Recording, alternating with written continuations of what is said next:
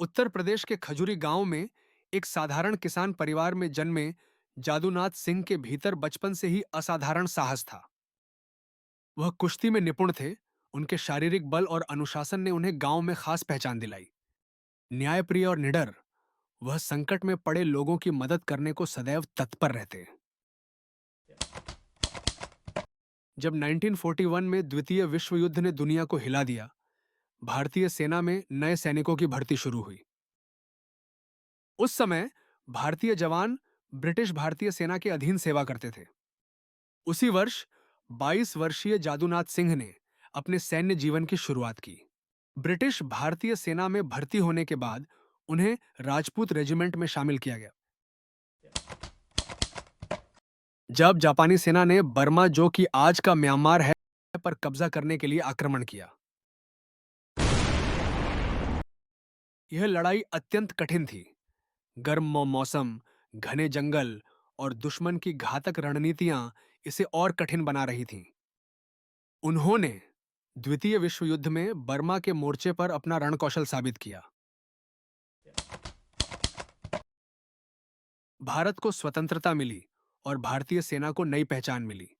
में स्वतंत्र भारत की सेना का हिस्सा बनकर वह अपनी मातृभूमि की रक्षा के लिए पूरी तरह समर्पित हो गए।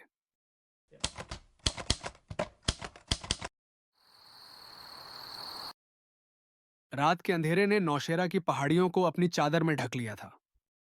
चारों ओर ठंडी हवाएं बह रही थीं, लेकिन भारतीय सेना के जवानों के दिलों में एक अग्नि जल रही थी, मातृभूमि की रक्षा की अग्नि। इस युद्ध का केंद्र था ताइंदर पोस्ट, जिसे बचाने की जिम्मेदारी नायक जादूनाथ सिंह और उनके 9 साथी सैनिकों पर थी। ये एक महत्वपूर्ण मोर्चा था। यदि यह पोस्ट दुश्मन के हाथ लग जाता, तो नौशेरा की सुरक्षा गंभीर संकट में आ जाती। पाकिस्तान ने जम्मू कश्मीर पर कब्जा करने के लिए नौशेरा सेक्टर पर हमला किया।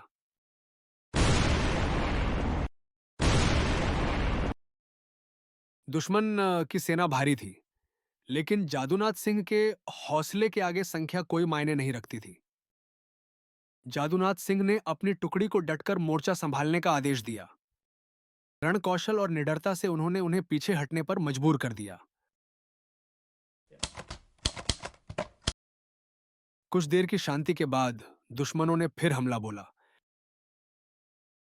इस बार तोपों की गरज और गोलियों की बौछार से पूरा मोर्चा हिल उठा।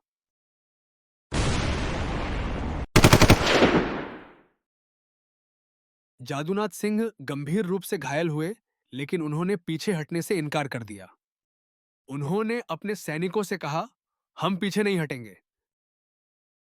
जब तक सांस है लड़ते रहेंगे। उनके आदेश से टुकड़ी ने साहस दिखाया और दुश्मन को फिर खदेड़ दिया।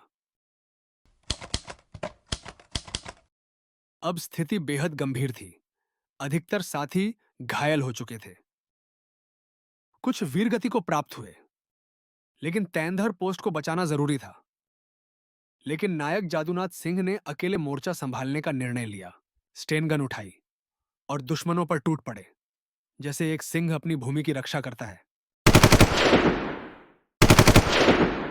गोलियों की बारिश के बीच वह अकेले पूरी शत्रु सेना को रोकने में सफल हुए। दुश्मनों की पूरी सेना एक अकेले योद्धा को नहीं हरा सकी। उन्होंने आखिरी सांस तक लड़ाई लड़ी, एक एक दुश्मन को गिराते गए।